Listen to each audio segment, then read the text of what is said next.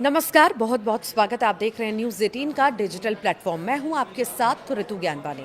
8वें वेतन आयोग का इंतजार देश के लाखों सरकारी कर्मचारी कर रहे हैं और आने वाला समय इनके लिए खुशखबरी लेकर आ सकता है।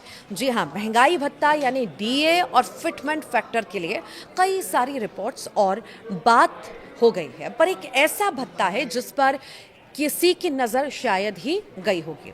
पर जब महीने की सैलरी बैंक अकाउंट में कितनी क्रेडिट होनी है, ये उस पर अच्छा खासा निर्भर करता है। हम बात कर रहे हैं ट्रांसपोर्ट अलाउंस की। इस खबर में आपको बताते हैं कि टीपीटीए यानी ट्रांसपोर्ट अलाउंस के बढ़ने या फिर घटने से कैसे आपकी इन हैंड सैलरी कम और ज़्यादा होती है। तो देखिए, ट्रांसपोर्ट अलाउंस का पूरा कैलकुलेशन है क्या, पहले ये जान लीजिए। घर से ऑफिस जाने के लिए सरकार अपने कर्मचारियों को भत्ता देती है, जिसे ट्रांसपोर्ट अलाउंस कहते हैं। ये अलाउंस इस बात पर निर्भर करता है कि कर्मचारी किस शहर में रह रहा है। अभी की बात करें तो डीए के साथ ही इस अलाउंस को दिया जाता है, पर अगर मान लीजिए 8वें वेतन आयोग यानी 8 पे कमीशन पे अगर बेसिक पे बढ़ता है तो ट्रांसपोर्ट अलाउंस का बेस भी बढ़ सकता है।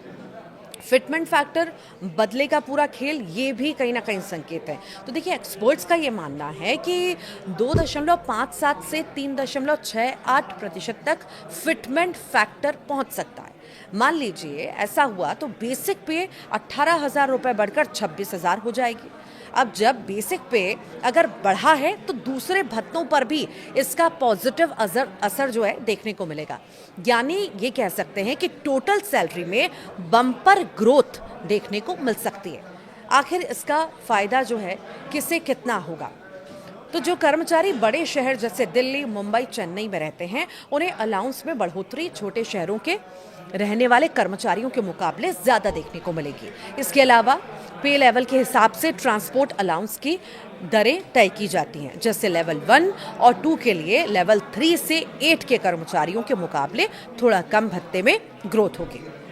इसके अलावा एक ज़रूरी बात यह है कि डीए बढ़ने का असर भी ट्रांसपोर्ट अलाउंस पर होता है। अभी के समय में डीए 50% को पार कर चुका है, नतीजन कई अलाउंस पहले ही बढ़ चुके हैं। ऐसे में 8वें वेतन आयोग यानी कि 8 पे कमीशन के जरिए ट्रांसपोर्ट अलाउंस के स्लैब में 25 से 35% की ग्रोथ होने की बात भी कही जा रही है। आपको क्या उम्मीदें हैं, आप ज़रूर बताइएगा कॉमेंट बॉक्स में।